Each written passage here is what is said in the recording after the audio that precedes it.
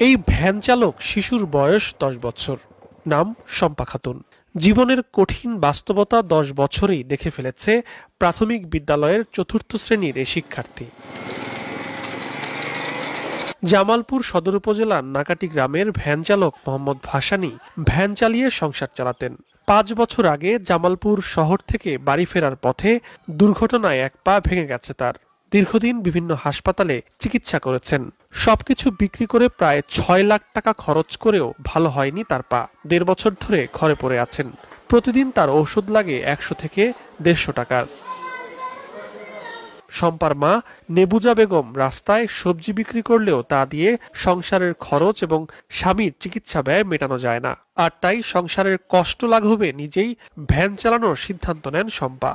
সকালে ভ্যান নিয়ে বের হয় সে। জীবনের ঝুঁকি নিয়ে ভ্যান চালিয়ে ক্লান্ত হয়ে বাড়ি ফেরে প্রতিদিন। ফেরার পরেই শুরু হয় হাত পা ব্যথা।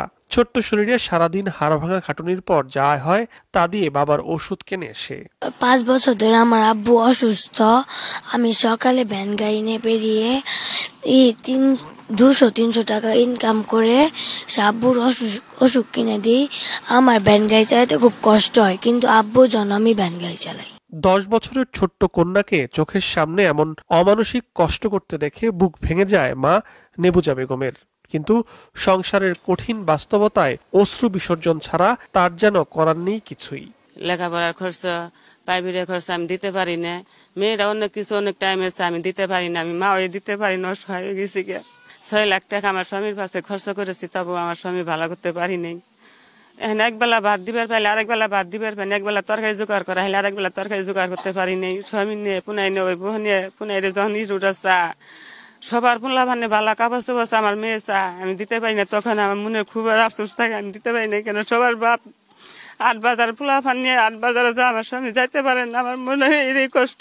বিডিনিউজ24.com এ খবর রোববার প্রকাশিত হলে প্রধানমন্ত্রীর কার্যালয়ের দৃষ্টিতে আসে। ভ্যান চালিয়ে সংসার চালানো প্রাথমিকের সেই ছাত্রীর খবর নিতে যান জামালপুরের জেলা প্রশাসক। তার মতে, শম্পাদের বাড়ি পরিদর্শন করে তাদের বিষয়ে একটি প্রতিবেদন প্রধানমন্ত্রীর কার্যালয়ে পাঠানো হয়েছে। প্রধানমন্ত্রীর কার্যালয়ের নির্দেশে আমি আমাদের উপজেলা নির্বাহী অফিসার আমরা এসেছি এখানে ওনাদেরকে দেখতে। আমরা সরেজমিনে দেখে গেলাম। এই বিষয়টি আমরা মাননীয় প্রধানমন্ত্রীকে অবহিত করব।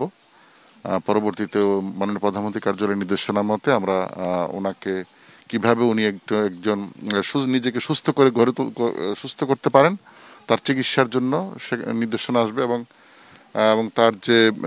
তার জন্য যতটুকু করা যায় আমরা মাননীয় প্রধানমন্ত্রীর কাছে আহ্বান জানাচ্ছি উনি যেন সে বিষয়ে ব্যবস্থা গ্রহণ করেন।